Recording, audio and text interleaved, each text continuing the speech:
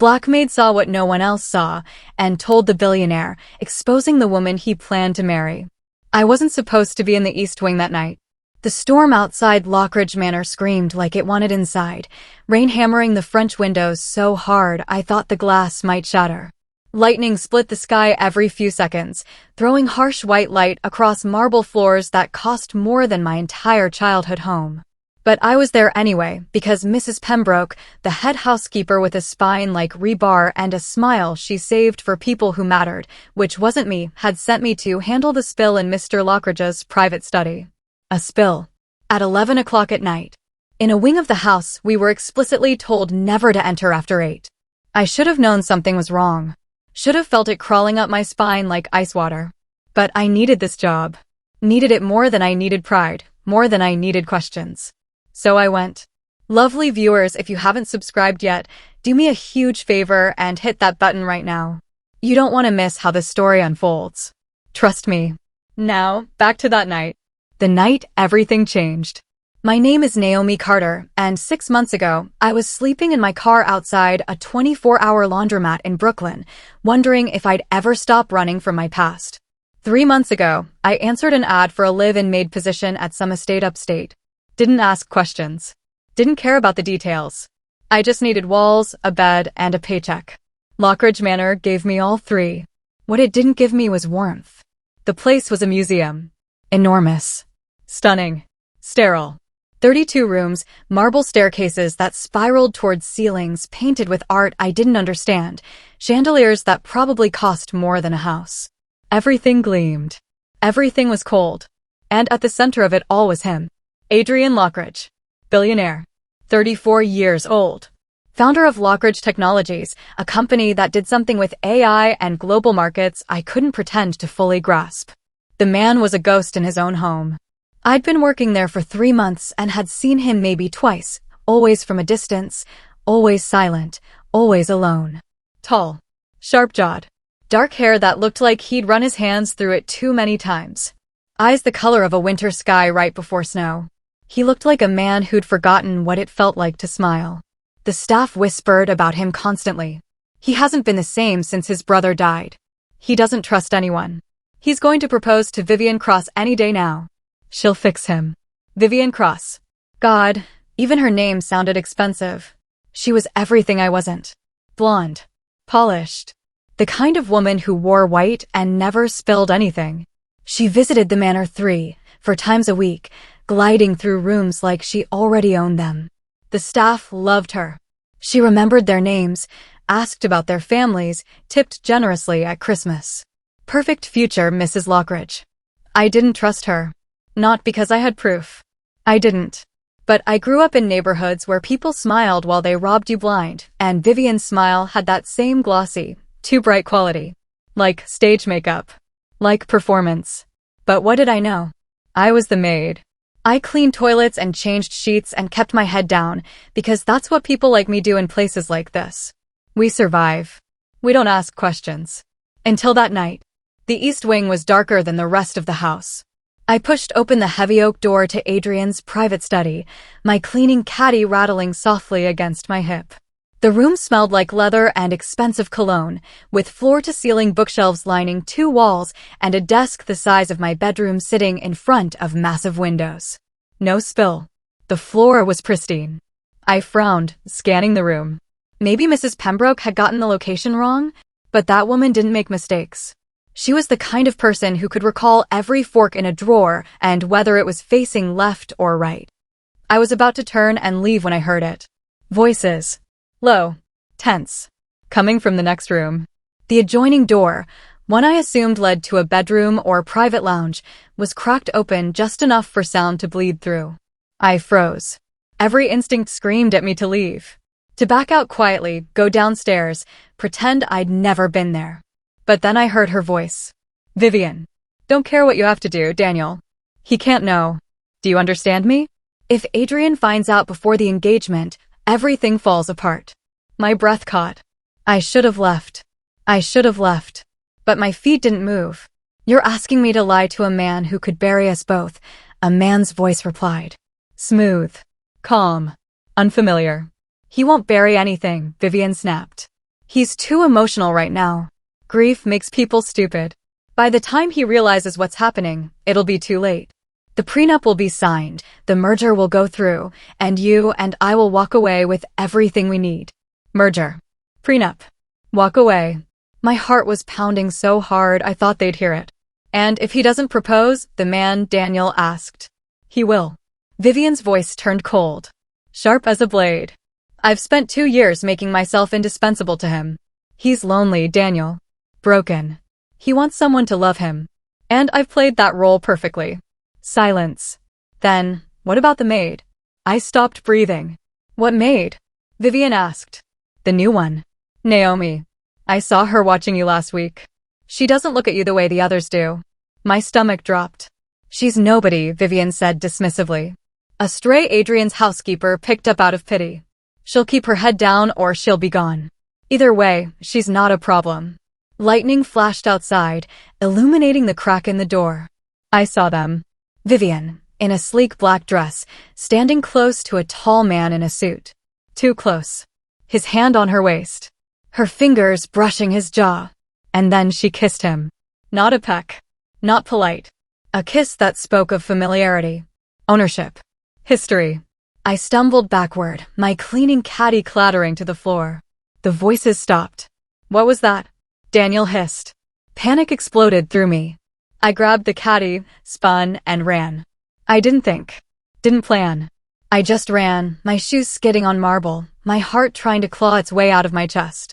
I made it to the hallway, down the back staircase, into the servants' corridor before I finally stopped, gasping for air, my hands shaking so badly I had to lean against the wall.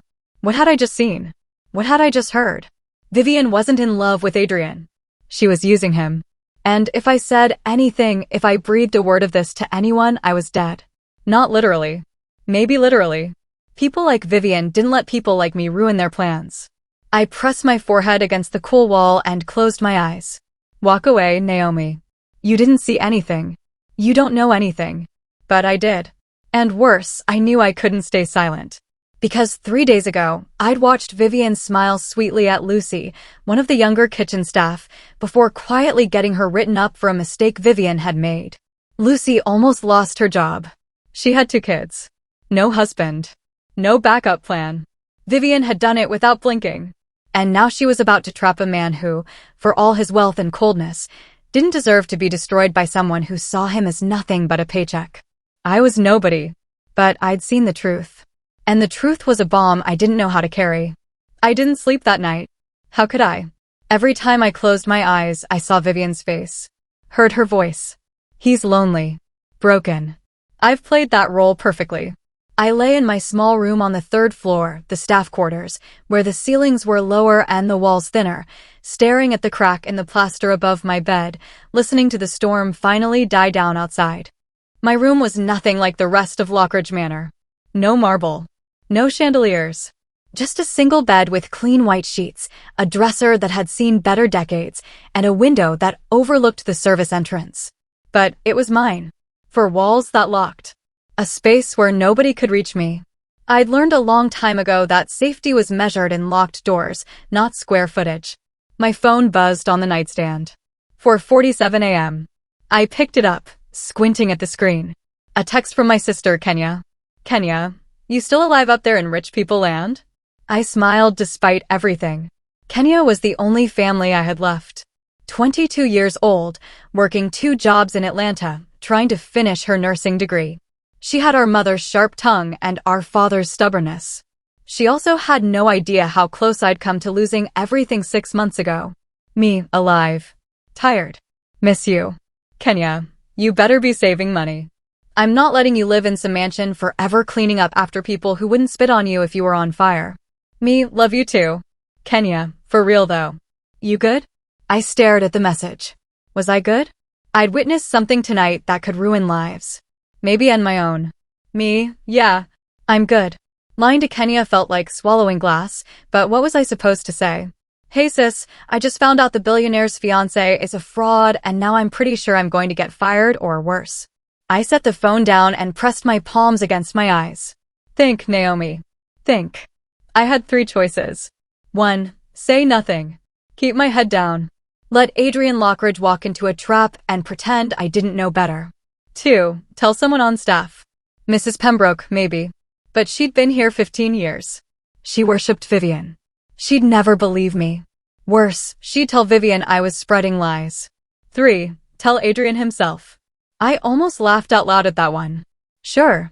Just walk up to a billionaire I'd never spoken to and say, "Excuse me, Mr. Lockridge, I know I'm just the maid, but your future wife is scamming you." That would go great. He'd think I was jealous, delusional, trying to cause trouble. Or worse, he'd think I wanted something from him. People like Adrian Lockridge didn't trust people like me. Why would they? In his world, everyone wanted something. Money, access, a piece of the empire. I had no proof. No recording. Just my word against a woman who'd spent 2 years carefully building her image. I was nobody. She was everything. The smart move was silence. But I kept thinking about Lucy. About the way Vivian had smiled while destroying her. About the coldness in her voice when she called me nobody. And I thought about Adrian. I didn't know him. Not really. But I'd seen him once, late at night, standing alone in the garden behind the manor. I'd been taking the trash out to the service bins, and there he was, hands in his pockets, staring at nothing, looking like a man who'd forgotten how to come back inside. He looked lost. Not like a billionaire. Not like a CEO. Just lost. And Vivian was going to destroy him. The next morning, I went downstairs at 6 like always. The kitchen was already alive. The scent of fresh coffee and baking bread filled the air as the morning staff prepped breakfast. Lockridge Manor ran like a machine, silent, efficient, expensive. I grabbed my assignment sheet from the corkboard near the staff entrance. Library. Morning room. Guest suite 4. Standard. Safe. No mention of the East Wing. I exhaled slowly. Sleep well. I turned. Mrs. Pembroke stood in the doorway, her silver hair pulled into its usual tight bun, her expression unreadable. She was 63, British, and had a way of looking at you that made you feel like she could see every lie you'd ever told. "Yes, ma'am," I said. "Good. We have a busy day ahead. Miss Cross will be joining Mr. Lockridge for lunch, and I expect everything to be immaculate." Of course she would. "Understood," I said. Mrs. Pembroke's eyes lingered on me a moment longer than necessary. "You look tired, Naomi." "I'm fine." She didn't look convinced. "See that you are. We can't afford distractions." She left before I could respond. I stared after her, my stomach twisting. Did she know? No. Impossible. I'd been careful. Quiet. But the way she looked at me. "Girl, you okay?" I jumped. Lucy stood beside me, her round face creased with concern. She was 19, barely 5 feet tall, with dark curls pulled into a ponytail and eyes too kind for a place like this. "I'm fine," I said quickly. "You sure? You look like you've seen a ghost." "Close enough." "Just didn't sleep well," I said. Lucy nodded sympathetically. "I get it. This place gives me the creeps sometimes. Too big. Too quiet." She lowered her voice. "You hear about Miss Cross?" My heart skipped. "What about her?" "Word is Mr. Lockridge is going to propose this weekend." "Like, this weekend?" "Cook heard him on the phone with some jeweler in the city yesterday." No. They're perfect together, don't you think?" Lucy continued, her eyes bright. "She's so nice. And he's been so much happier since she came into his life. It's like a fairy tale." I forced a smile. "Yeah, fairy tale." Lucy squeezed my arm. "I gotta run. Mrs. Pembroke's got me on breakfast service. See you later." "Yeah, see you." She hurried off, and I stood there, frozen. This weekend. He was going to propose this weekend. I had 2 days. 2 days to figure out what the hell I was going to do. I spent the morning cleaning like a machine, trying to keep my hands busy so my brain wouldn't spiral.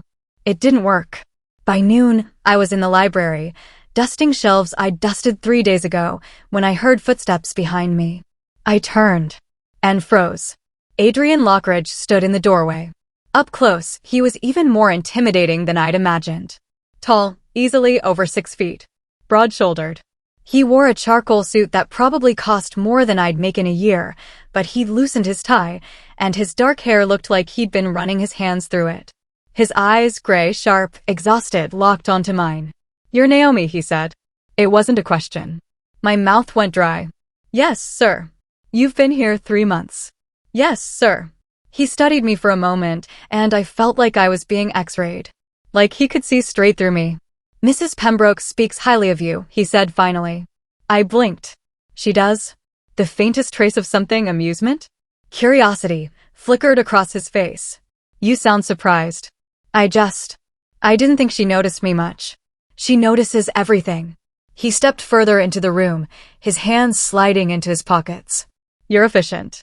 Quiet. Dependable. I didn't know what to say to that. Thank you, sir. Silence stretched between us. He looked tired. No, more than tired. Worn. Like a man holding too much weight for too long. Is there something I can help you with, Mr. Lockridge? I asked carefully. His jaw tightened. For a moment, I thought he was going to say something. Something real. But then he shook his head. No. Just wanted to put a face to the name. He turned to leave.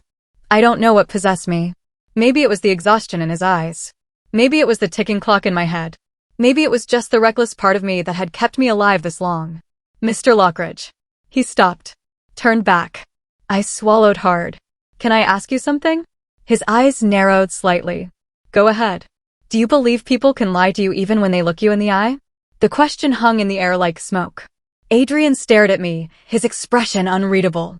Yes, he said finally. I do. Then how do you know who to trust? Something shifted in his gaze.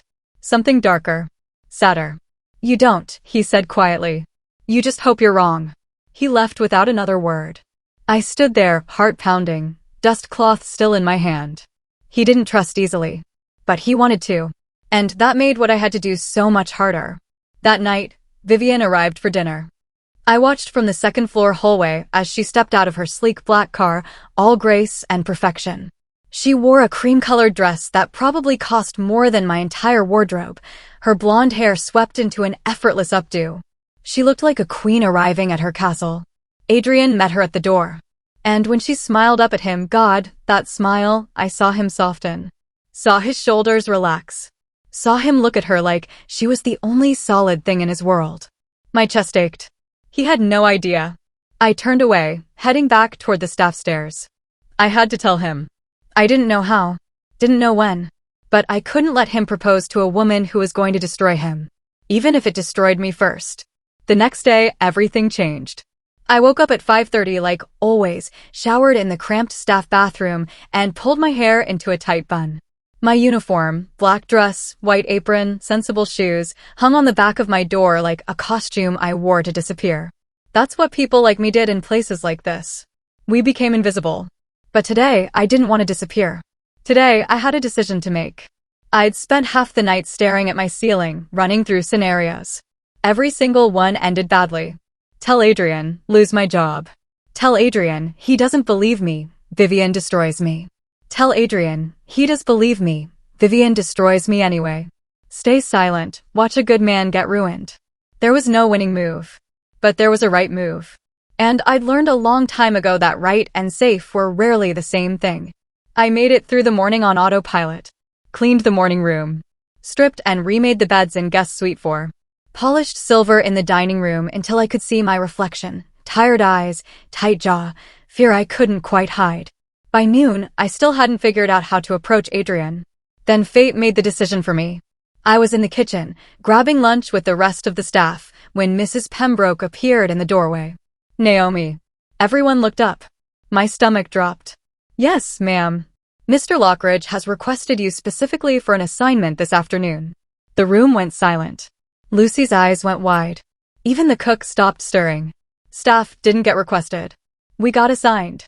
The fact that Adrian Lockridge knew my name, let alone asked for me, was unheard of. What kind of assignment? I asked carefully. He needs assistance organizing files in his private office. You'll report to the East Wing at 2 o'clock. The East Wing. Where I'd seen Vivian and Daniel. Where this whole nightmare started. Understood, I managed. Mrs. Pembroke's gaze lingered on me, sharp and assessing. Don't be late. She left. The kitchen erupted in whispers the second she was gone. Why would he ask for you? Someone muttered. Lucy leaned close. Girl, what did you do? Nothing, I said. I didn't do anything. but my hands were shaking. At exactly 2 o'clock, I stood outside Adrian's private office, my heart hammering against my ribs. This was it. I could walk in, do the job, keep my mouth shut. Or I could tell him the truth and pray he didn't think I was insane. I knocked. Come in. I pushed open the door. Adrian sat behind his massive desk, surrounded by stacks of papers and files. He'd taken off his suit jacket, rolled up his sleeves. He looked less like a billionaire and more like a man drowning in work he couldn't delegate. He glanced up when I entered. Naomi. Good. Close the door. I did, my pulse spiking. The room felt smaller with just the two of us in it. Mrs. Pembroke said you needed help with files? I said. Yes. He gestured to a tower of boxes along the wall. I'm consolidating records from the last 5 years. I need everything sorted by date, then by department. It's tedious, but it needs to be done correctly. I can do that. Good. He returned his attention to the laptop in front of him.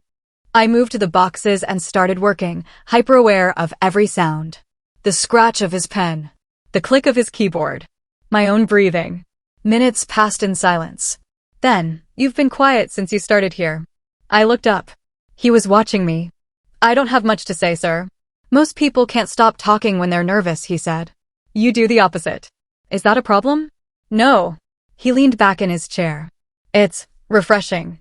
I didn't know what to say to that, so I went back to sorting files. More silence. Then, yesterday, in the library, you asked me about trust. My hands stilled. I did. Why? I swallowed hard. This was it. The opening I'd been terrified of and desperate for all at once. Because I think.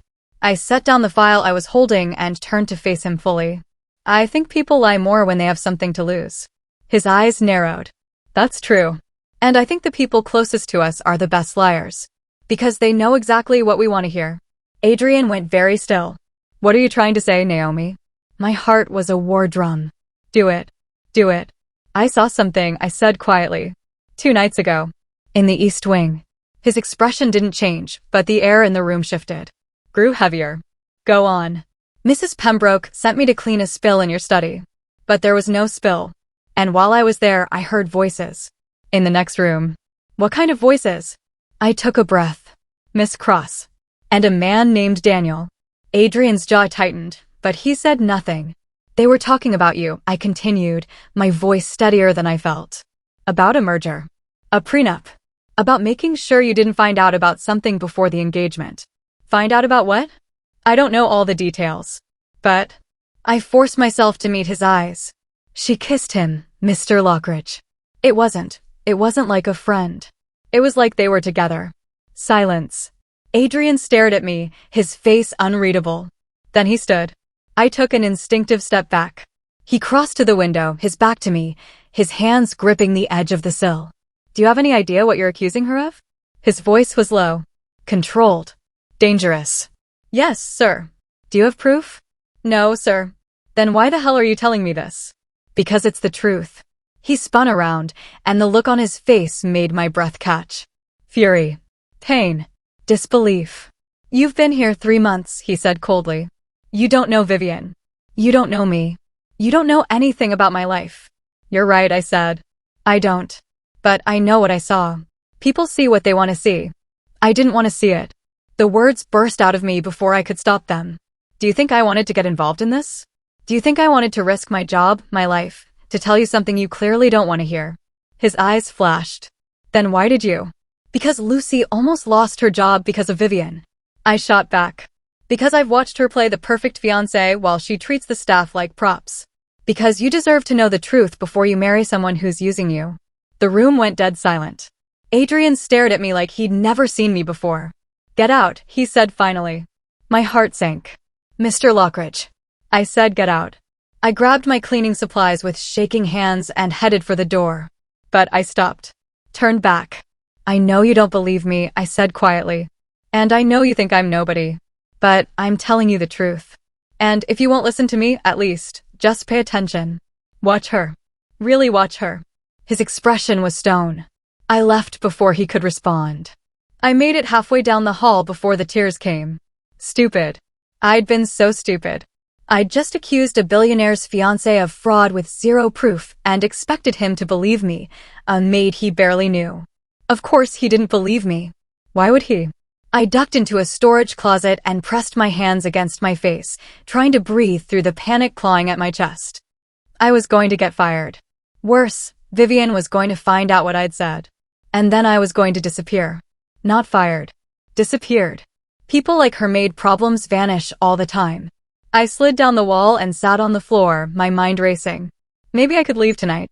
Pack my things, get on a bus, disappear before anyone noticed. But where would I go? I had $300 in my bank account. No car. No references I could use if Mrs. Pembroke blacklisted me. Kenya couldn't help. She barely had enough for herself. I was trapped. The door opened. I jerked my head up, panic flooding my veins. Adrian stood in the doorway. I scrambled to my feet.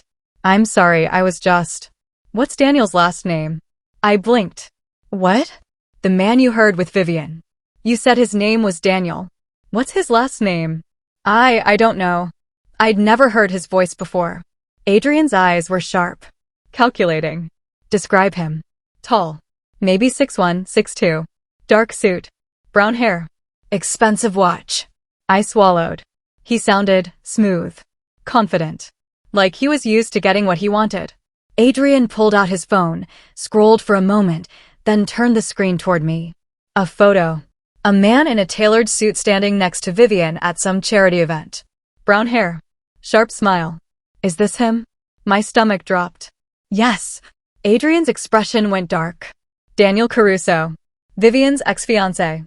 Ex-fiancé. She told me they ended things years ago. Adrian continued, his voice flat. That it was amicable.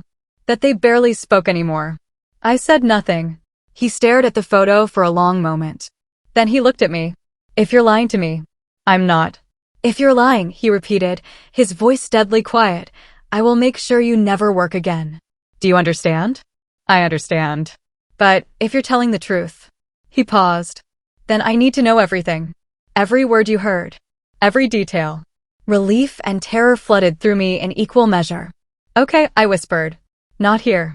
He glanced down the hallway. Meet me in the garden behind the estate at midnight. The south entrance. Tell no one. Mr. Lockridge. Midnight, Naomi. He walked away, leaving me standing there, trembling. I'd done it. I'd told the truth. And now there was no going back. I'd never been good at waiting. The hours between 2 o'clock and midnight stretched like years. I went through the motions, finished my assignments, ate dinner in the staff kitchen without tasting anything, nodded along to Lucy's chatter about some new guy she'd met online. All the while, my mind screamed. Midnight. South Garden entrance. Tell no one. What was Adrian planning? Did he actually believe me, or was this some kind of trap? Maybe he called the police. Maybe Vivian was already on her way, ready to bury me with lawyers and accusations. Maybe I'd just signed my own death warrant. By 11:30, I was pacing my tiny room like a caged animal. I'd changed out of my uniform into jeans and a dark sweater, something I could run in if things went south. My phone sat on the dresser, Kenya's last text still glowing on the screen. Kenya, you better be taking care of yourself up there. I mean it. I picked up the phone, started typing a response, then deleted it. What could I possibly say? Hey sis, if I disappear, it's because I told a billionaire his fiancé is a con artist and now I'm meeting him in a garden at midnight like this is a murder mystery. I set the phone down, grabbed my jacket, and slipped out into the hallway. Lockridge Manor at night was a different beast entirely. The lights were dimmed to a soft glow, casting long shadows across marble floors. Silence pressed in from all sides, broken only by the distant tick of the grandfather clock in the main hall and the soft hum of the heating system. I moved through the corridors like a ghost, keeping to the edges, avoiding the main staircases where security cameras watched. I knew this house now. Knew which floorboards creaked, which doors stuck, which hallways the night security walked. 3 months of invisibility had taught me how to move unseen. I made it to the south entrance without incident, a small door tucked behind the conservatory that staff used for garden maintenance. I stepped outside. The November air bit at my skin, sharp and cold.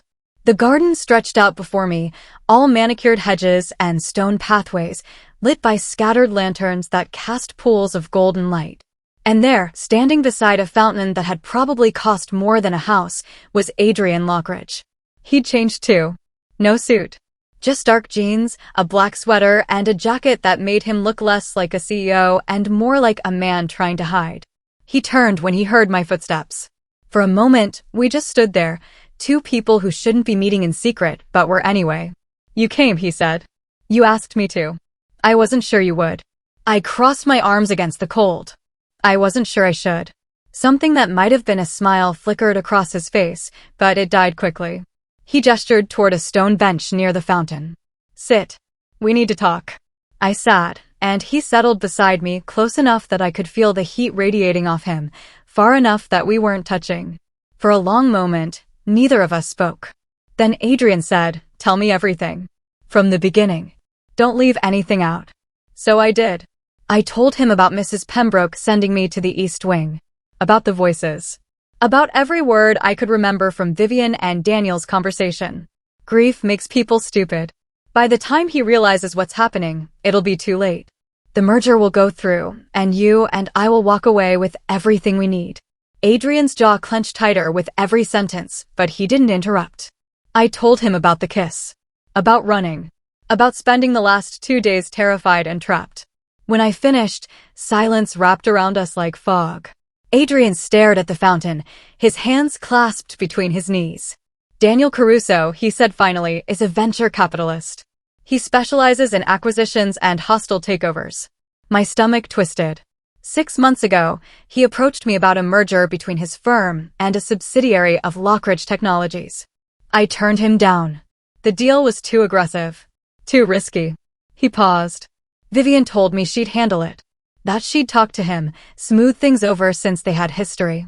She was working with him the whole time, I said quietly. "It appears so." His voice was hollow. Empty. "The prenup my lawyers drafted. It includes clauses that would give Vivian access to certain company assets in the event of a divorce." I didn't think twice about it. She said she wanted to protect both of us. But if she's working with Daniel, then she's positioning herself to trigger those clauses after the wedding. He turned to look at me, and the devastation in his eyes nearly broke me. "She's been planning this from the beginning." I didn't know what to say. What do you say to a man who just realized the woman he loves is destroying him? "I'm sorry," I whispered. "Don't be." His voice turned hard. "You did nothing wrong. You told me the truth when no one else would. But you loved her." "I thought I did." He looked away. "My brother died 2 years ago. Car accident. We were close. After he was gone, I didn't know how to function. I buried myself in work, pushed everyone away." He exhaled slowly. And then Vivian appeared. Beautiful. Patient. Understanding. She made me feel like maybe I could be human again. "She saw someone vulnerable," I said. "And she exploited it." Yes. The word was bitter. She did. Silence again.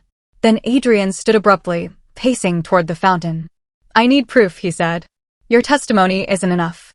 Vivian will deny everything, and Daniel will back her up. I need evidence." "What kind of evidence?"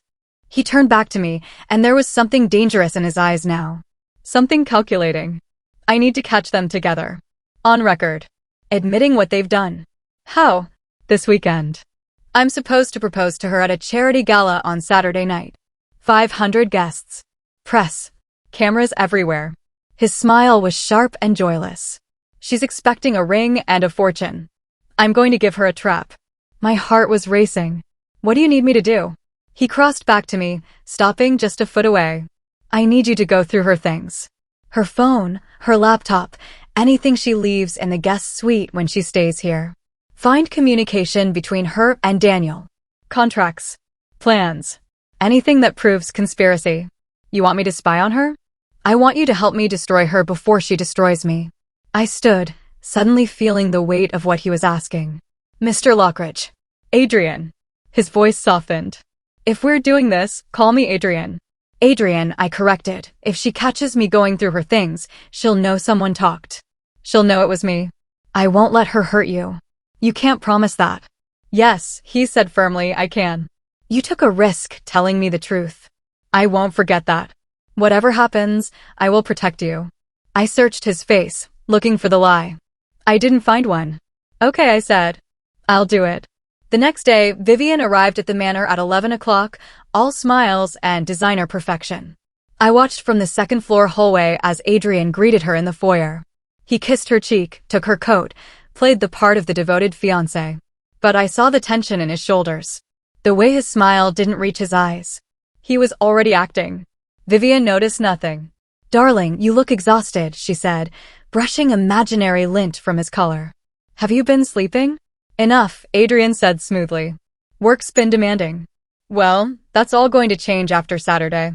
She beamed. "Once we're engaged, I'm going to make sure you learn to relax." "Once we're engaged." She said it like it was inevitable. Like she'd already won. I turned away before I did something stupid, like spit at her feet. Vivian stayed for lunch. I was assigned to serve. Mrs. Pembroke had made it clear that everything needed to be flawless, best china, crystal glasses, perfectly timed courses. I moved through the dining room like a shadow, pouring water, delivering plates, invisible. Vivian barely glanced at me. But Adrian did. Every time I entered the room, his eyes found mine. Just for a second. Just long enough to remind me we were in this together. It steadied me. "So, Saturday," Vivian said, spearing a piece of salmon. "I've already picked out my dress.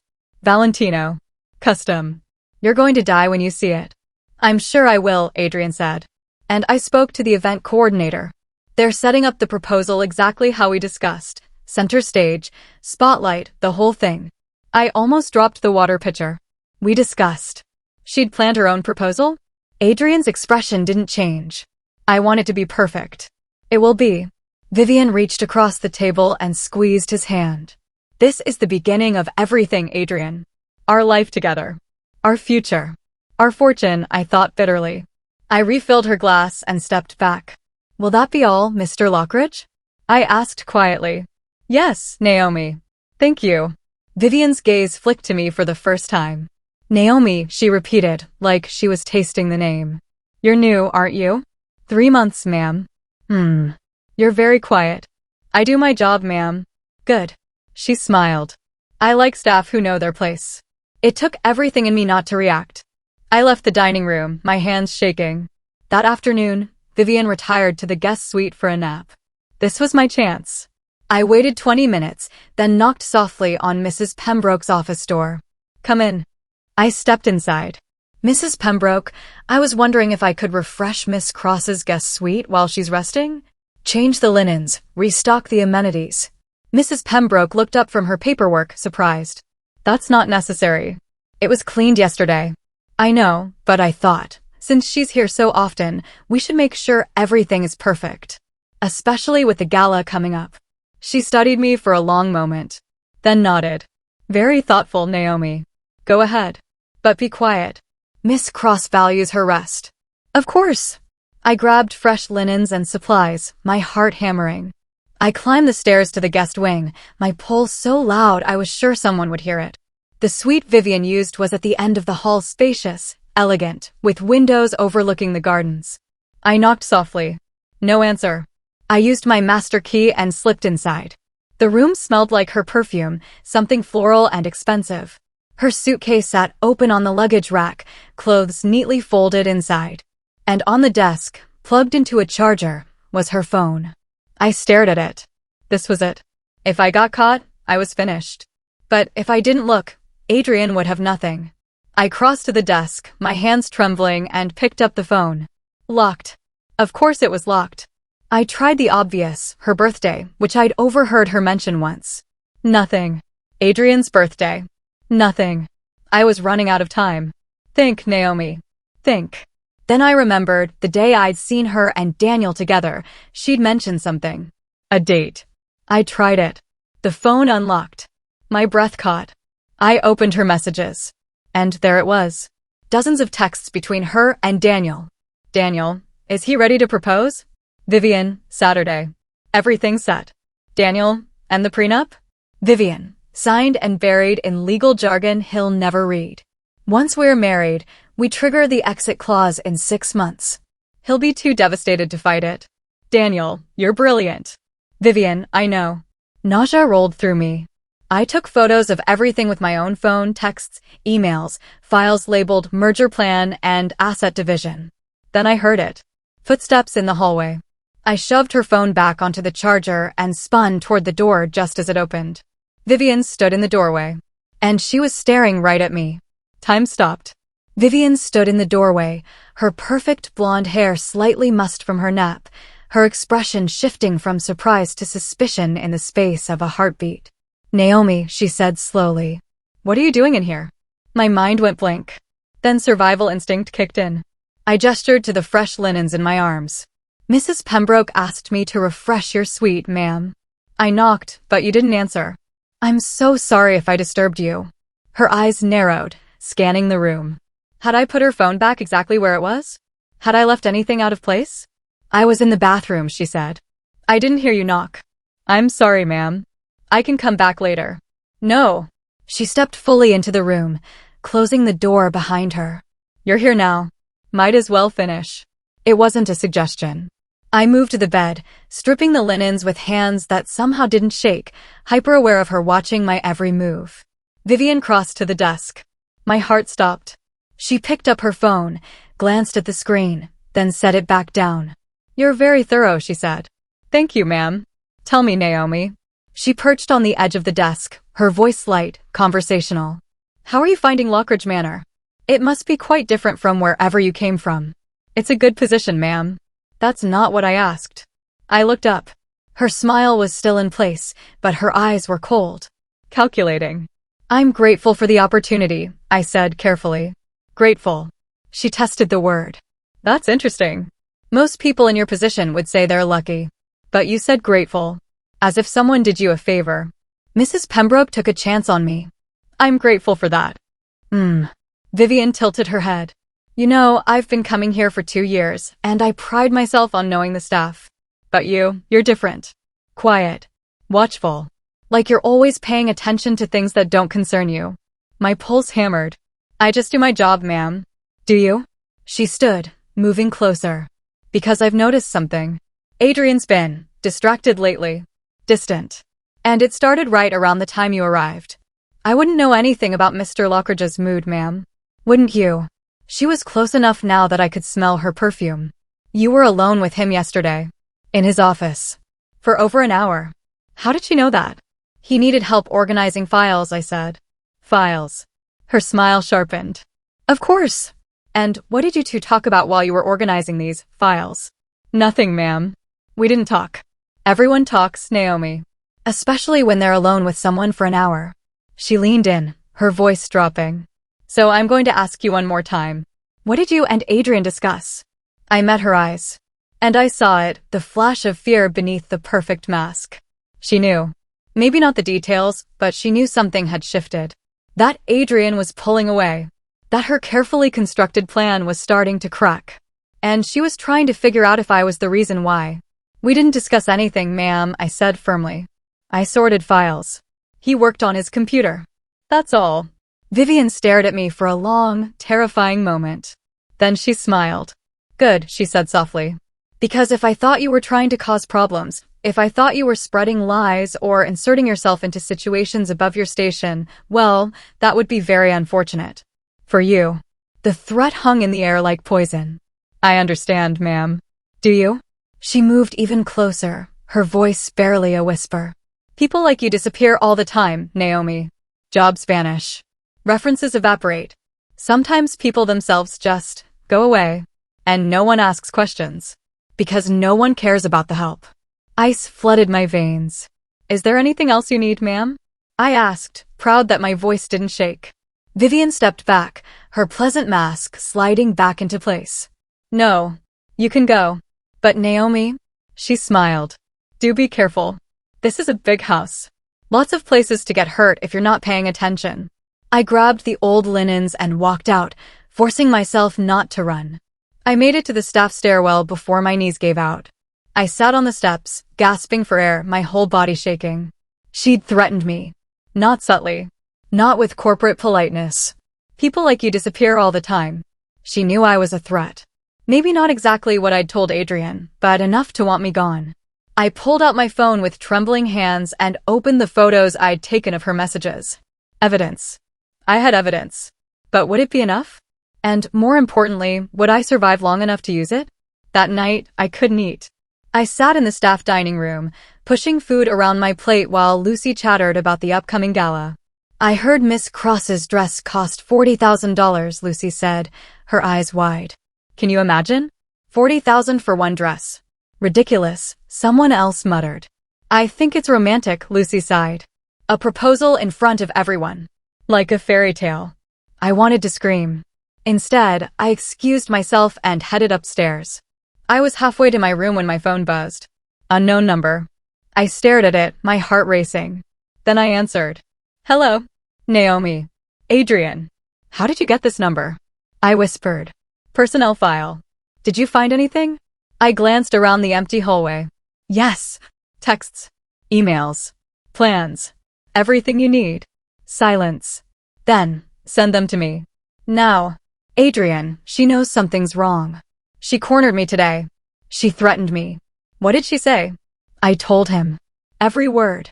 When I finished, I heard him exhale slowly. I'm moving up the timeline, he said. I can't wait until Saturday. It's too dangerous. What are you going to do? Tomorrow night, I'm hosting a small dinner party. Just a few business associates and Vivian. I need you to serve. Why? Because I'm going to confront her. In front of witnesses. And I need you there as proof. My blood ran cold. Adrian, if you do that, she'll destroy me. You heard what she said. She won't get the chance. His voice was steel. I promise you, Naomi. Tomorrow night, this ends. One way or another. And if it doesn't? If she turns everyone against me, then we both go down fighting. He hung up. I stood there in the hallway, phone clutched in my hand, terror and something else, something that felt dangerously like trust, warring in my chest. The next day crawled by. I sent Adrian the photos. Went through my duties like a robot. Avoided Vivian, who thankfully left the manor early for a spa appointment. By evening, I was a mess of nerves. Mrs. Pembroke had assigned me to dinner service along with 2 other staff members. 8 guests. Formal dining room. Everything perfect. I put on my uniform with shaking hands. This was it. Whatever Adrian was planning, it was happening tonight. And I had no idea if I'd survive it. The guests arrived at 7. I recognized a few faces from news articles, tech investors, a state senator, a woman who ran a philanthropic foundation. And Vivian, of course. She wore a stunning emerald dress that probably cost more than my yearly salary, her hair swept up, diamonds at her throat. She looked like she'd already won. Adrian greeted everyone in the drawing room, playing the perfect host. Charming. Warm. Completely in control. But when his eyes met mine across the room, I saw the truth. He was terrified. We served drinks. Appetizers. Small talk flowed like champagne. Then Adrian stood, tapping his glass. Thank you all for coming tonight, he said. I know you're expecting this to be a typical business dinner, but I'm afraid I have something else in mind. Curious glances. Polite smiles. Vivian beamed. As most of you know, Adrian continued, I've been planning to propose to Vivian this weekend at the charity gala. A public declaration of love and commitment. Murmurs of approval. Vivian's smile widened. But I've decided to do something different, Adrian said. Because I've recently learned some things. Things that have made me reconsider what love actually means. The room went quiet. Vivian's smile flickered. Adrian, darling, what are you? Tell me, Vivian, he interrupted, his voice pleasant but edged with something dangerous. How long have you been planning to divorce me? The room froze. Vivian laughed. What? Adrian, you're not making sense. 6 months after the wedding, according to your texts with Daniel Caruso. Adrian pulled out his phone. Would you like me to read them aloud? Or should I start with the emails outlining how you'd trigger the asset division clause in the prenup? Color drained from Vivian's face. That's you can't. Where did you get those? Does it matter? Yes. She spun toward the other guests. He's lying. He's having some kind of breakdown. I have screenshots, Adrian said calmly. Timestamped. Cross-referenced with financial documents showing how you and Daniel planned to merge portions of my company with his firm after the divorce settlement. Silence. Vivian's composure cracked. Who told you? Her voice turned vicious. Who's been lying to you? Her eyes swept the room. And landed on me. Her. Vivian pointed. The maid. She's been poisoning you against me. She's obsessed with you, Adrian. Can't you see? She wants your money, your power. She wants nothing from me. Adrian cut her off. Unlike you. She's lying. Is she? Adrian gestured to me. Naomi. Tell everyone what you saw 2 nights ago. Every eye in the room turned to me. My throat went dry. This was the moment. The cliff edge. I could back down. Deny everything. Save myself. Or I could jump. I saw you, I said, my voice steady despite the terror flooding my veins. In the East Wing. With Daniel Caruso. You kissed him. And you talked about how you were going to manipulate Mr. Lockridge into marriage, take half his assets, and disappear. You little. Vivian lunged toward me. Adrian stepped between us. That's enough, he said coldly. Vivian's mask shattered completely.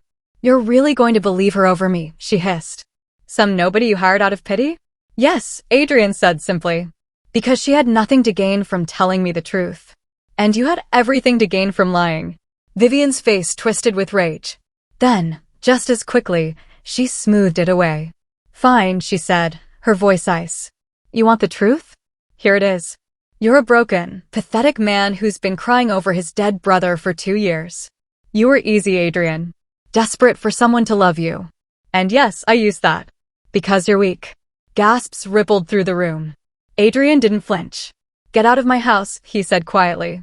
Gladly. Vivian grabbed her purse. But this isn't over. You'll hear from my lawyers. And as for you, she turned to me, her eyes full of venom. You just made the biggest mistake of your life. She stormed out. The room erupted in shocked whispers. Adrian turned to his guests. I apologize for the scene. Under the circumstances, I think we should end the evening here. They filed out, some sympathetic, others clearly uncomfortable. Within minutes, the dining room was empty. Except for me and Adrian. We stood there, the wreckage of the evening around us. Are you okay? I asked quietly. He laughed, a broken, hollow sound. No, he said. But I will be. Thanks to you. She's going to come after me. I know. He turned to face me fully. Which is why you're not staying here tonight. What? Pack your things. I'm taking you somewhere safe. Somewhere she can't reach you. Adrian, I can't just. Yes, you can. He stepped closer, his eyes fierce. You saved me, Naomi. You risked everything to tell me the truth. Now let me protect you. My heart was racing for entirely different reasons now. Where would we go? My private estate. 2 hours north. No staff. No one knows about it except me. And what happens after that? I don't know, he admitted. But I know I'm not letting you face Vivian's revenge alone. I stared at him. This man I'd barely known a week ago. This man who'd just blown up his entire life based on my word. Okay, I whispered. Something shifted in his expression. Go pack. We leave in 20 minutes. I was throwing clothes into my duffel bag when my phone rang. Kenya. I answered. Hey. Naomi, what the hell is going on? Her voice was frantic. Someone just showed up at my apartment asking about you. My blood turned to ice. What? Who? I don't know. A man in a suit. Said he was looking for you. Wanted to know where you were working, who you'd been talking to. Naomi, I'm scared. What did you do? Vivian. She was already moving. Listen to me, I said urgently. Pack a bag. Go to Aunt Marie's. Don't tell anyone where you're going. Do it now. Naomi. Kenya, please. Trust me. I'll explain everything, but you need to go. Right now. Silence. Then, okay? But you better call me in 2 hours or I'm calling the cops. I will. I promise. I love you. Love you too. She hung up. I stood there, shaking. Vivian wasn't just coming for me. She was coming for everyone I loved. A knock on my door. Naomi. It's time. Adrian. I grabbed my bag, took one last look at the tiny room that had been my sanctuary for 3 months, and walked out into the unknown. Adrian's car was a sleek black Mercedes that probably cost more than most houses. I threw my duffel bag in the back and slid into the passenger seat, my hands still shaking from Kenya's phone call. Adrian was already behind the wheel, his jaw tight, his eyes scanning the driveway like he expected Vivian to appear out of the shadows. Seatbelt, he said. I buckled in. He drove. We didn't speak for the first 20 minutes. The manor disappeared behind us, swallowed by darkness and distance. The highway stretched ahead, empty and lit only by occasional streetlights. My phone buzzed. Kenya, at Aunt Marie's. She's confused, but I'm safe. Now explain. I exhaled slowly and typed back. I will. Soon. I promise. Stay there. Don't answer the door for anyone. Kenya, you're scaring me. I know. I'm sorry. Just trust me. I set the phone in my lap and stared out the window. Your sister? Adrian asked quietly. Yes. Someone showed up at her apartment asking about me. His hands tightened on the steering wheel. Vivian moves fast. She's trying to find leverage. People I care about she can threaten. She won't get to them. You can't promise that. Yes, he said, his voice hard. I can. I have security teams, lawyers, resources she can't match. If she goes after your sister, I'll bury her. I looked at him, really looked at him. In the dim light from the dashboard, he looked different. Less like the untouchable billionaire I'd served tea to, more like a man who'd been betrayed and was trying not to fall apart. Why are you doing this? I asked. Doing what? Protecting me. You barely know me. I'm just... Don't. He cut me off. Don't say you're just the maid. You're the only person in 2 years who's told me the truth when it mattered. The only person who had nothing to gain and everything to lose. That makes you more valuable than anyone else in my life. My throat tightened. Adrian. I mean it, Naomi. He glanced at me, and the intensity in his eyes made my breath catch. I've spent 2 years surrounded by people who wanted something from me. Money. Connections. Status. Vivian wanted all of it. But you? You just wanted to do the right thing. Even when it could have destroyed you. I didn't know what to say to that. So I said nothing. We drove in silence for another hour. The estate appeared just after midnight. It wasn't like Lockridge Manor. No marble. No chandeliers. Just a stone cottage nestled in the woods, surrounded by tall pines and complete darkness. Simple. Hidden. Safe.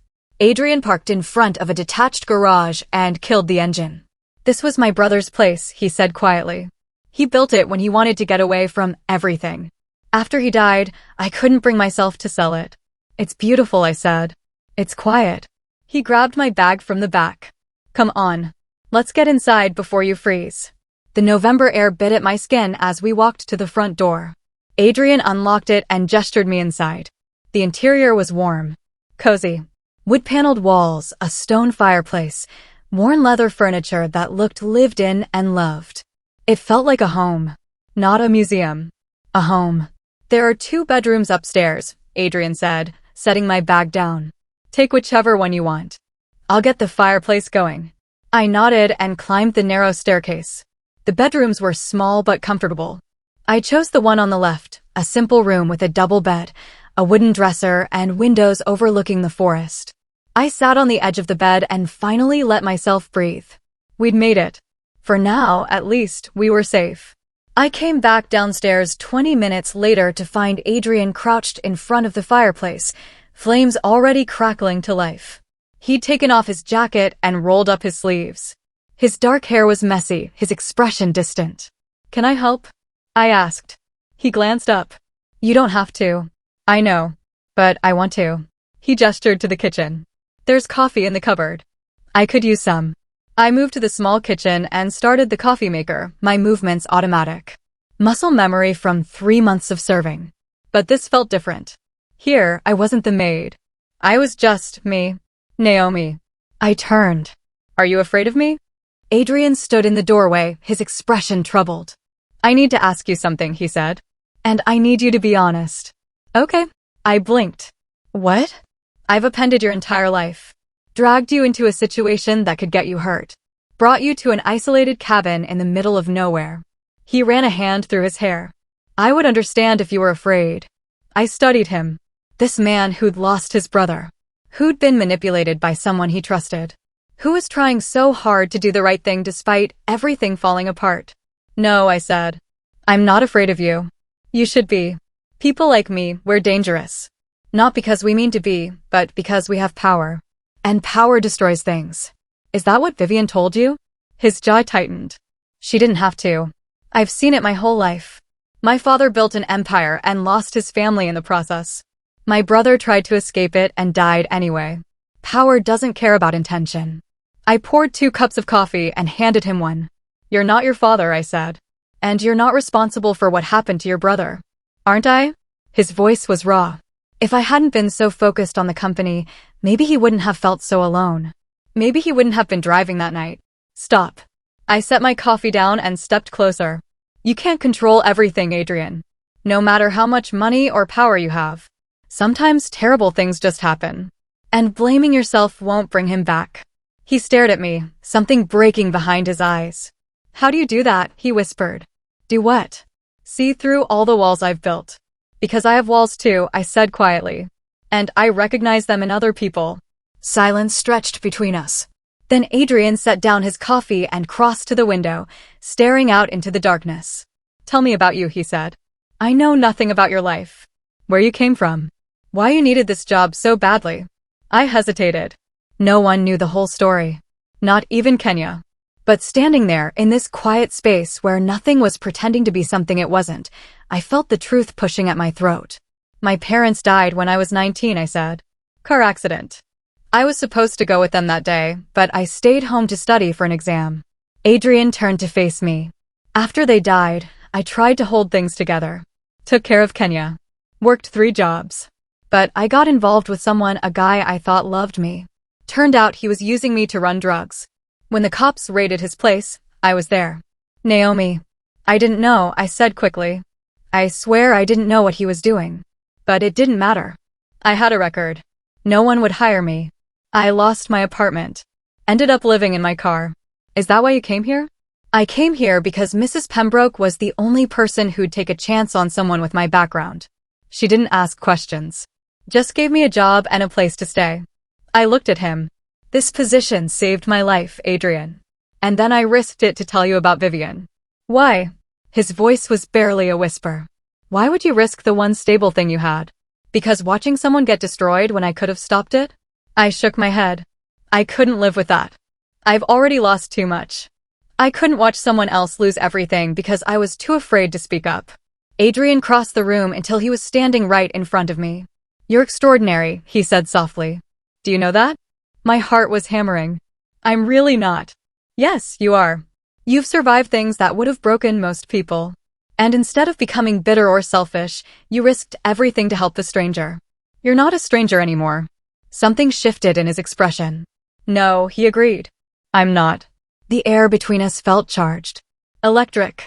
He lifted his hand, hesitated, then gently brushed a strand of hair from my face. I shouldn't, he started. My phone exploded with sound. We both jumped. I grabbed it from my pocket. Unknown number. I answered. Hello. Heavy breathing. Then a voice I didn't recognize. Male. Cold. Miss Carter. You've been very busy. Ice flooded my veins. Who is this? A friend of Vivian's. She wanted me to deliver a message. I'm not interested. Your sister is very pretty. Shame if something happened to her. My blood turned to fire. If you touch her, relax. She's safe. For now. As long as you do exactly what you're told. Adrian grabbed the phone from my hand and put it on speaker. Who the hell is this? He demanded. Silence. Then, Mr. Lockridge. Interesting. Vivian thought you might be involved. Tell Vivian if she goes near Naomi's sister, I'll destroy her. Legally, financially, socially. She'll have nothing left. A low chuckle.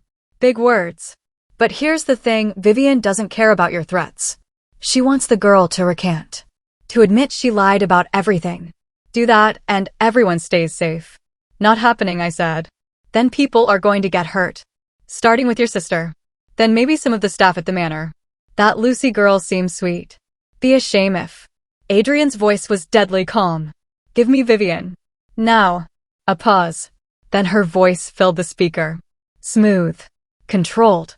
Hello, Adrian. Call off your dog, Vivian. Whatever you think you're going to accomplish. What I'm going to accomplish, she interrupted, is getting my life back. You humiliated me in front of your colleagues. You chose a maid over me. And now you're going to pay. I have evidence. Evidence you obtained illegally. Evidence that won't hold up in court. But you know what will? Witness testimony about how your new little girlfriend stalked you, lied to you, manipulated you while you were grieving. No one will believe that. Won't they? Poor billionaire, seduced by a con artist with a criminal record. It's a great story, Adrian. The media will love it. My stomach dropped. Here's what's going to happen, Vivian continued. Naomi is going to call a press conference. She's going to admit she lied because she was obsessed with you. She's going to apologize to me. And then she's going to disappear. And if she doesn't? Adrian asked. Then people she cares about start having accidents. Her sister. The staff. Maybe even you, Adrian. Accidents happen all the time to people who don't cooperate. She hung up.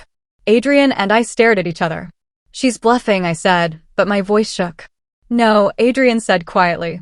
She's not. Vivian doesn't bluff. She destroys. I sank onto the couch, my mind racing. Kenya. Lucy. All the people at the manor who'd been nothing but kind to me. Vivian was going to hurt them. Because of me. I have to do it, I whispered. I have to recant. No. Adrian, she'll kill them. She won't get the chance. He pulled out his phone. I'm calling my head of security. We're putting protection on your sister, on Lucy, on everyone. That's not enough.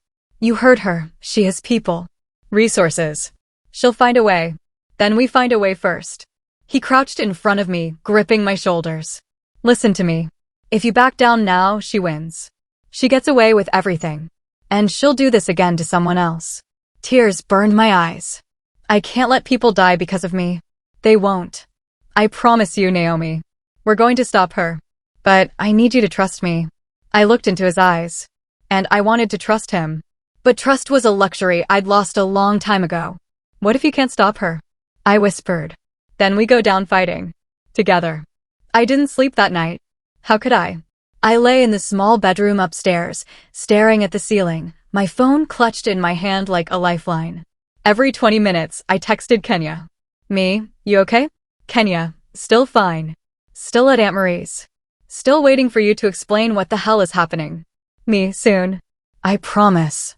Kenya, Naomi, I'm serious. If you don't tell me what's going on, I'm coming to find you. Me, don't. Please. Just stay there. Kenya, you're scaring me. Me, I know. I'm sorry. I set the phone down and pressed my palms against my eyes. This was a nightmare. Vivian had turned the tables completely. I'd thought exposing her would end this, that the truth would be enough. But truth meant nothing when the other person had money, power, and no conscience. A soft knock on my door. Naomi? Adrian's voice. Come in, I said. The door opened, and he stepped inside carrying 2 mugs. He'd changed into jeans and a dark sweater. His hair was still messy, his eyes tired but alert. Thought you might need this, he said, handing me one of the mugs. Tea. Not coffee. How did you know I prefer tea? I asked. I pay attention. He sat on the edge of the bed, maintaining a respectful distance. Can't sleep. Can you? No. He took a sip from his own mug. I've been on the phone with my legal team for the last 3 hours. I sat up. And they're working on getting restraining orders against Vivian and Daniel. We're also filing charges for extortion, conspiracy to commit fraud, and a few other things that'll tie them up in court for years. But that doesn't stop her from hurting people now. No, he admitted. Which is why I've also hired private security. Your sister has a 2-person detail watching Aunt Marie's house. Lucy and the other staff members Vivian mentioned all have protection as of 2 hours ago. I stared at him. How did you? I made calls. I have people who owe me favors. They're good at what they do, Naomi. Vivian won't get near anyone you care about. Relief flooded through me, so intense it almost hurt. Thank you, I whispered. Don't thank me yet. We're not out of this. He set his mug on the nightstand. But we're going to be. I'm not letting her win. Why? The question burst out before I could stop it. Why are you fighting this hard? You could just pay her off. Make her go away. Protect your reputation. Adrian was quiet for a long moment. Then he said, my brother's name was Ethan. I went still. He was 3 years younger than me. Smarter. Kinder. Better at being human than I ever was. Adrian's voice was soft, distant. When our father died and I took over the company, Ethan begged me not to. Said it would consume me the way it consumed Dad. But I didn't listen. I thought I could handle it. Build the empire and keep my soul. He looked down at his hands. Ethan tried to stay close. Tried to pull me back to reality. But I was too busy. Too important. Too convinced I was doing something that mattered. His voice cracked slightly. The night he died, he'd called me 17 times. I was in a board meeting. I didn't answer. My heart broke. Adrian. He was driving to the estate to see me, to tell me something important. I never found out what. He lost control on a curve and hit a tree. Died instantly. Tears burned my eyes. After the funeral, I found his journal. He'd been struggling.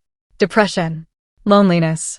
And he'd been reaching out to me for months, but I was too blind to see it. Adrian finally looked at me, and the pain in his eyes was devastating. I failed him, Naomi. I let work and ambition matter more than the person who actually loved me. It wasn't your fault, I said. Wasn't it?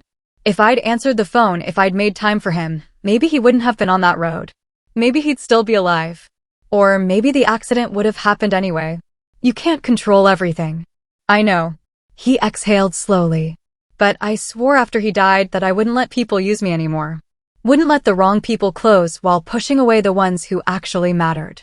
And then Vivian came along, and I was so desperate to feel something again that I ignored every warning sign. He turned to face me fully. But then you showed up. And you didn't want anything from me except to do the right thing. You reminded me what integrity looks like. What honesty looks like. His voice dropped. So yes, I'm fighting for you. Because you deserve someone to fight for you the way I should have fought for Ethan. I couldn't speak. Couldn't breathe. All I could do was reach out and take his hand. His fingers closed around mine, warm and solid and real. We're going to beat her, I said. Together. Together, he agreed. The next morning, everything changed. I woke to the smell of coffee and bacon, real bacon, not the turkey substitute the manor served. I pulled on jeans and a sweater and headed downstairs to find Adrian in the kitchen, actually cooking. You cook? I said, surprised. He glanced up, a slight smile on his face. Ethan taught me. Said a man who couldn't feed himself was pathetic. Smart man. He was. Adrian gestured to the table. Sit. It's almost ready. I sat, watching him move around the small kitchen with surprising competence. It was surreal. This billionaire who usually had a staff of 30, making breakfast in a tiny cabin like it was the most natural thing in the world. He set a plate in front of me. Scrambled eggs, bacon, toast. This looks amazing, I said. Don't get too excited. I only know how to make about 3 things. I took a bite. It was delicious. We ate in comfortable silence for a few minutes. Then Adrian's phone rang. He glanced at the screen and tensed.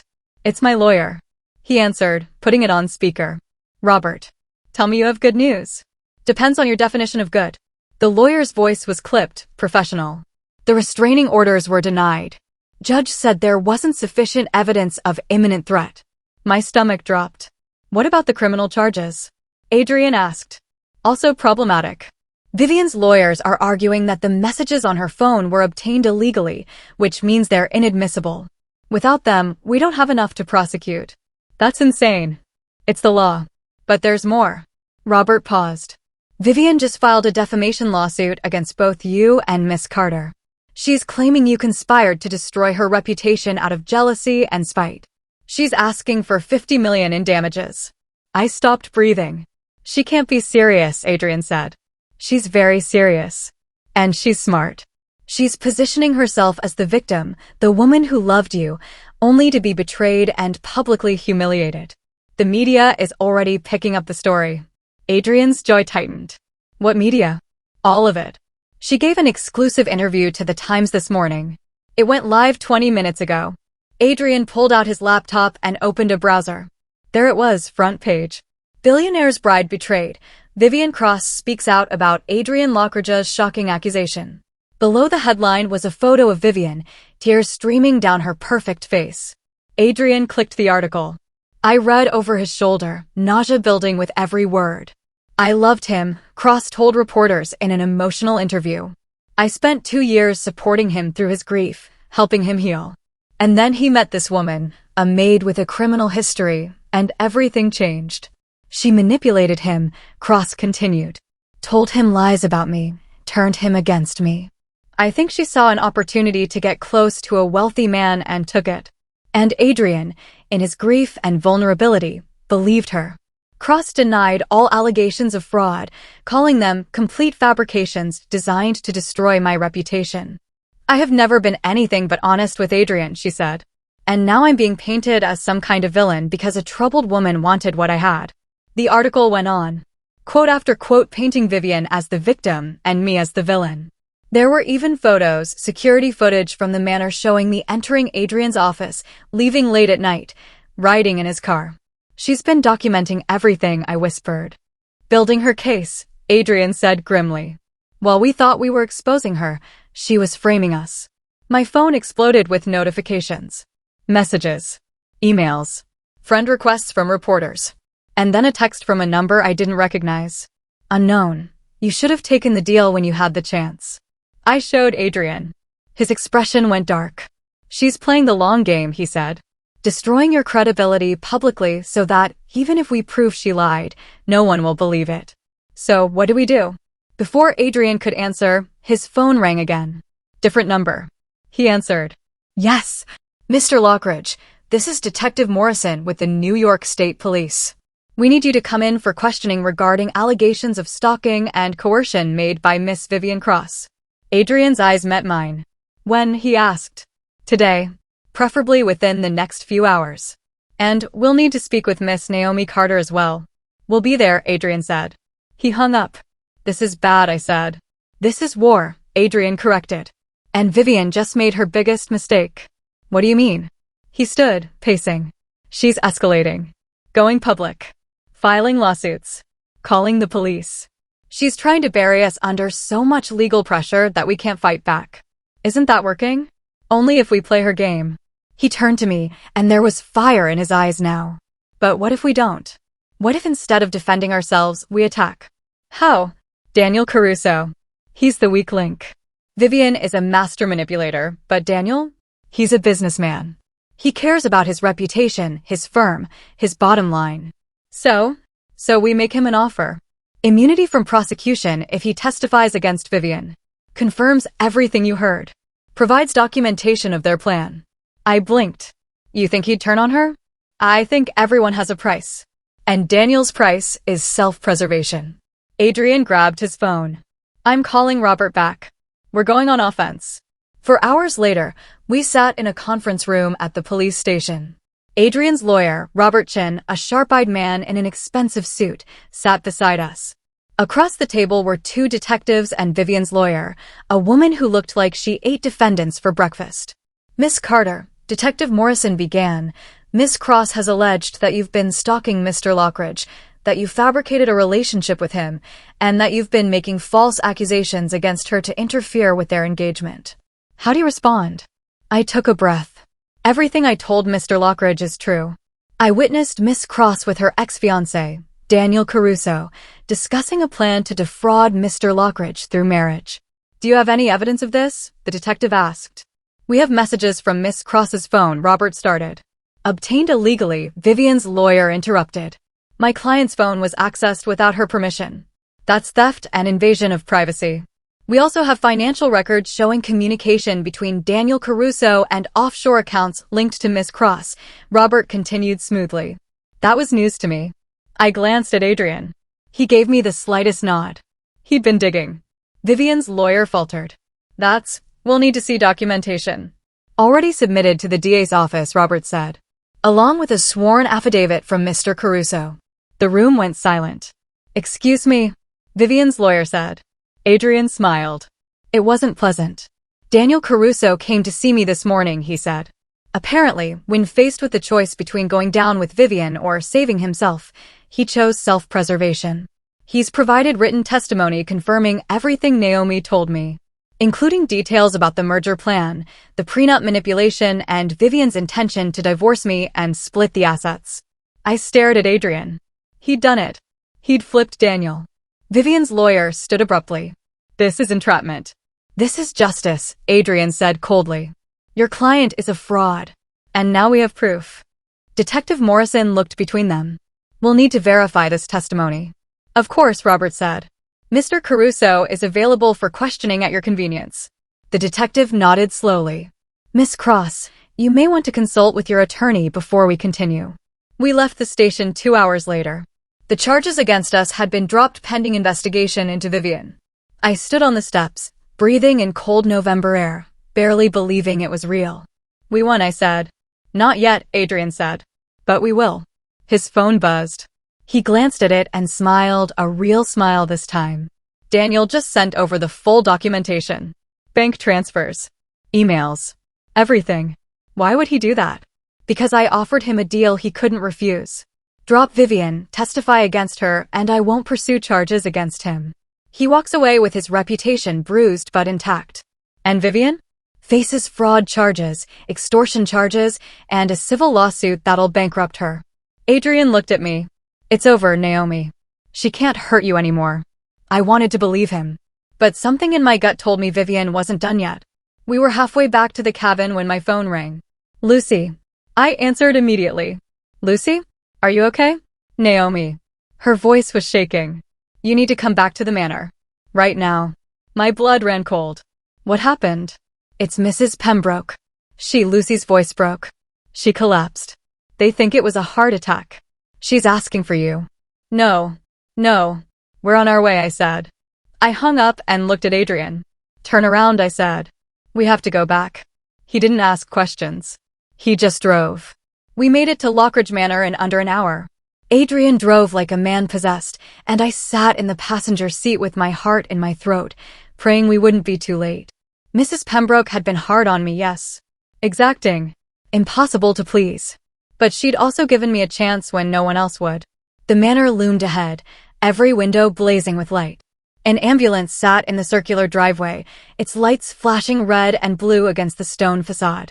We barely stopped before I was out of the car, running toward the entrance. Lucy met me at the door, her face streaked with tears. Where is she? I demanded. The morning room.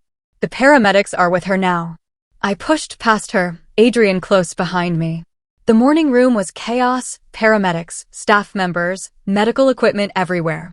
And there, on the sofa, lay Mrs. Pembroke. She looked small, fragile. Nothing like the formidable woman who ran this house with an iron fist. Mrs. Pembroke, I breathed. Her eyes opened. Found mine. Naomi, she whispered. Come here. I crossed to her, kneeling beside the sofa. I'm here. You're going to be okay. Don't lie to me, girl. Her voice was weak but sharp. I'm 70. I know what a heart attack feels like. The paramedics. Listen. She gripped my hand with surprising strength. I need to tell you something. About Vivian. My blood went cold. Mrs. Pembroke, you need to rest. I knew, she said. I knew something was wrong with that woman. But I didn't. I didn't want to believe it. She was so perfect. Too perfect. What are you talking about? Mrs. Pembroke's eyes shifted to Adrian. I found something. In her room. After you exposed her. I went looking. Adrian moved closer. What did you find? A contract. Hidden in a false bottom of her cosmetics case.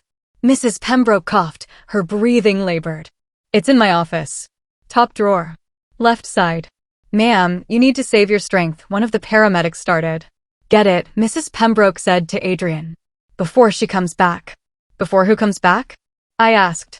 Mrs. Pembroke's grip on my hand tightened. Vivian. She was here. Tonight. That's why this happened. Ice flooded my veins. What did she do to you? She threatened me. Said if I didn't convince you to recant, she'd make sure I lost everything. My pension. My reputation. Everything I've worked for. Tears leaked from the corners of her eyes. I told her to go to hell. And then my chest. I couldn't breathe. Mrs. Pembroke. The contract, Mr. Lockridge. Get the contract. Adrian was already moving. He returned 5 minutes later with a manila folder. The paramedics were loading Mrs. Pembroke onto a stretcher. I'm going with her, I said. No. Mrs. Pembroke's voice was firm despite her weakness. You stay. Finish this. That woman can't keep destroying good people. But that's an order, Naomi Carter. Even dying, she was bossy. I squeezed her hand. Yes, ma'am. They wheeled her out. Lucy followed, promising to call with updates. And then it was just me, Adrian, and whatever was in that folder. Adrian opened it. His face went white. What? I moved to his side. What is it? He turned the document toward me. It was a contract between Vivian Cross and a private investigation firm. Dated 3 years ago. The summary made my blood run cold. Target. Adrian Lockridge. Objective. Establish relationship. Obtain marriage. Secure financial assets. Timeline. 24 to 36 months. Compensation, 30% of acquired assets. She didn't just plan this, Adrian said, his voice hollow. She was hired to do it. I scanned the rest of the document. Background checks on Adrian. Psychological profiles. Even information about Ethan's death, vulnerabilities to exploit, grief, isolation, guilt. Who hired her? I whispered. Adrian flipped to the last page. And there it was. A signature. Lawrence Hendricks. Adrian staggered backward like he'd been shot. No, he breathed. No, that's not possible. Who is Lawrence Hendricks? My father's former business partner. Adrian's hands were shaking. He and my father had a falling out 20 years ago. Dad bought him out of the company. Lawrence swore revenge, but then he just disappeared. Moved to Europe. We thought he'd moved on. He didn't move on, I said. He planned this. For 20 years. Adrian sank into a chair, the document clutched in his hands. This was never about Vivian wanting money, he said. This was about destroying my family. Finishing what Lawrence started when my father humiliated him. My mind raced. Where's Vivian now? I don't know. After the police questioned her lawyer. Glass shattered. We both spun toward the sound. The window. And standing in the doorway, flanked by two men I didn't recognize, was Vivian. She held a gun. Hello, Adrian, she said. Miss me? Time stopped. Vivian looked different. No designer dress. No perfect hair. She wore jeans and a black jacket, and her eyes were wild. Desperate.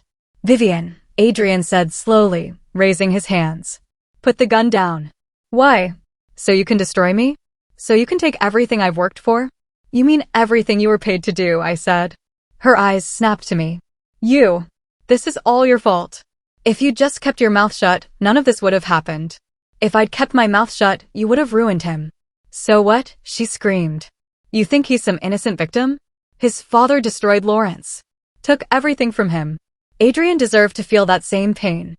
My father bought him out fairly, Adrian said. Lawrence was embezzling.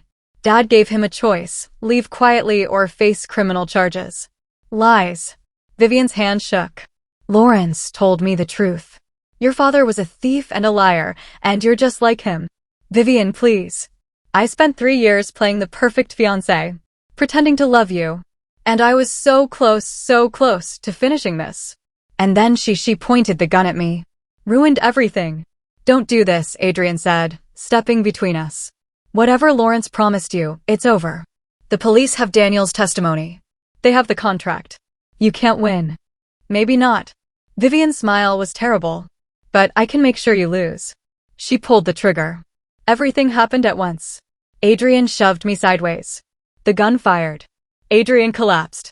I screamed. Vivian's men grabbed her, wrestling the gun away. And then the room filled with people, police, security, everyone. But all I could see was Adrian on the floor, blood spreading across his chest. No, I dropped beside him, pressing my hands against the wound. Adrian, stay with me. His eyes found mine. Naomi, don't you dare, I said, tears streaming down my face. Don't you dare leave me. Not after everything. Contract in the folder. He gasped. Make sure they see. I don't care about the contract. I care about you. Paramedics swarmed in, pushing me aside. I watched them work, my hands covered in his blood, my whole world narrowing to one desperate prayer. Please let him live. They took him to the hospital. I rode in the ambulance, holding his hand, refusing to let go. The doctors rushed him into surgery. And I waited. Lucy arrived. Then Kenya, she'd left Aunt Marie's the second she heard what happened. Hours passed. Finally, a surgeon emerged. He's stable, she said. The bullet missed his heart by 2 inches. He's incredibly lucky. I burst into tears. Kenya held me while I sobbed. 3 days later, Adrian woke up. I was sitting beside his hospital bed when his eyes opened. Hey, I said softly. Hey. His voice was rough. Did we win? I laughed through tears. Yeah, we won. Vivian's in custody. So is Lawrence Hendricks. They tracked him down in Switzerland. Daniel's testimony plus the contract was enough. It's over. Good. He reached for my hand. And you? Are you okay? You took a bullet for me and you're asking if I'm okay? Always. He squeezed my fingers. You saved my life, Naomi. in more ways than one. You saved mine first. We sat in silence for a moment. Then Adrian said, when I get out of here, I'm making some changes. To the company. To my life. No more hiding. No more letting fear control me. That sounds good. And I want you to be part of it. My heart skipped. Adrian. Not as my maid. As my partner. In whatever capacity you're comfortable with. He looked at me with those gray eyes that had once seemed so cold and now held nothing but warmth. You're the bravest, most honest person I've ever met. And I don't want to do this life without you in it. I couldn't speak. So I leaned forward and kissed him. Gentle. Careful. Full of promise. When I pulled back, he was smiling. I'll take that as a yes, he said. It's a yes. 6 months later. I stood in the gardens of Lockridge Manor, watching the sun set over the perfectly manicured hedges, and marveled at how much had changed.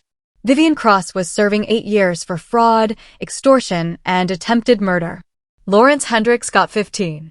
Daniel Caruso had turned state's evidence and walked away with probation, but his reputation was destroyed. He'd lost everything. Justice, it turned out, was real. Mrs. Pembroke had recovered fully and was back to running the manor with her usual iron fist, though she smiled more now. Especially at me. Lucy had been promoted to assistant housekeeper and was dating one of Adrian's security team members. Kenya had transferred to a nursing program in New York and was living in a guest cottage on the estate, much to Aunt Marie's delight. And me? I wasn't the maid anymore. Adrian had been true to his word. He'd offered me a position as his director of operations, overseeing the charitable foundation he'd established in Ethan's name. We worked side by side now, equals, partners in every sense of the word. But more than that, we'd found something neither of us had been looking for. Love. Real, honest, terrifying, beautiful love. There you are.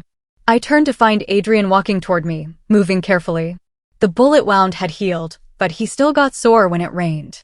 He wore jeans and a simple sweater. His hair was longer now, less severe. He smiled more.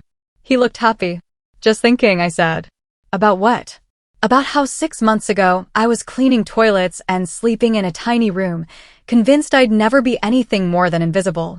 Adrian slipped his arms around my waist from behind, pulling me against his chest. You were never invisible to me, he murmured against my hair. Liar. You didn't even know my name the first month I worked here. Okay, fair. But once I saw you, really saw you, I couldn't look away. I turned in his arms, facing him. I'm glad I told you the truth, I said. Even though it almost got us both killed.